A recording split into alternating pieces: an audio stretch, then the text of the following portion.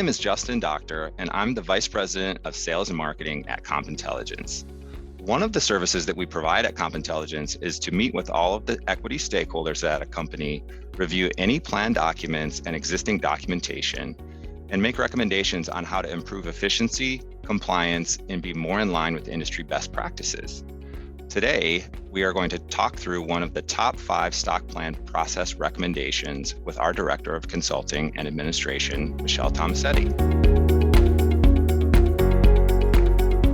My name is Michelle Tomasetti. I am the Director of Consulting and Outsourced Administration here at CompIntelligence. I am responsible for managing our outsourcing team as well as the providing consulting, best practice, and guidance to clients. I've been in this industry for approximately 20 or so years now. I have worked with both public companies, small and large, as well as private companies going through the IPO process and expanding those plans into larger global equity plans for employees. One of the top recommendations we give to companies when they're looking at efficiency and automation and best practice is in regards to automated data feeds between your equity provider, your HRIS system, and your payroll system.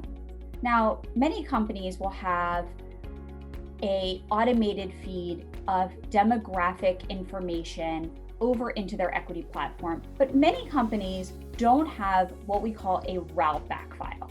And what that is when you have an RSU release or an RSA release, and employees are therefore taxed, right? Whether that's done by sell to cover or withhold to cover, payroll needs to take those taxable amounts and put them within their payroll system so that they can be recorded in payroll and on a W-2.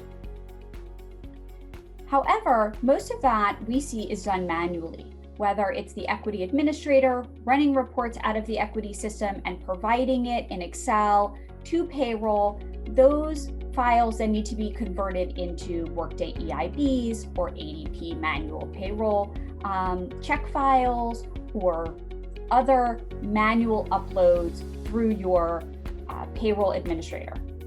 What we see as an efficient process is creating an automated feed. So when that RSU release happens and you run it out of E-Trade or ShareWorks or Fidelity, and that file comes out, instead of manually giving that file to payroll, that you create an automated feed that takes that information and puts it into those files to be uploaded by payroll or done through an API. So creating that automated route back is also beneficial when you have multiple payrolls. So if you're a global company, oftentimes that RSU release has to be broken out into 15 different country files that have to go to different payroll groups all across the world. Maybe those are all on one payroll platform, or maybe they're on multiple payroll platforms. So by creating an automated route back, you are able to take that information and route it back into those different payroll layouts to different payroll locations without having to manually intervene. Those can also include things like currency conversion or pay entity codes, things like that, again, that help automate it back into your system. Now that can be done through an API connection if you have one, or maybe you have a sophisticated HRIS system. Those are ways that you'll be able to integrate those data file points that are coming from your equity platform into your payroll provider. So that's just a little bit about one of the key recommendations that we see that commonly companies are doing manually. Thank you so much for watching the video. I hope you found the information helpful.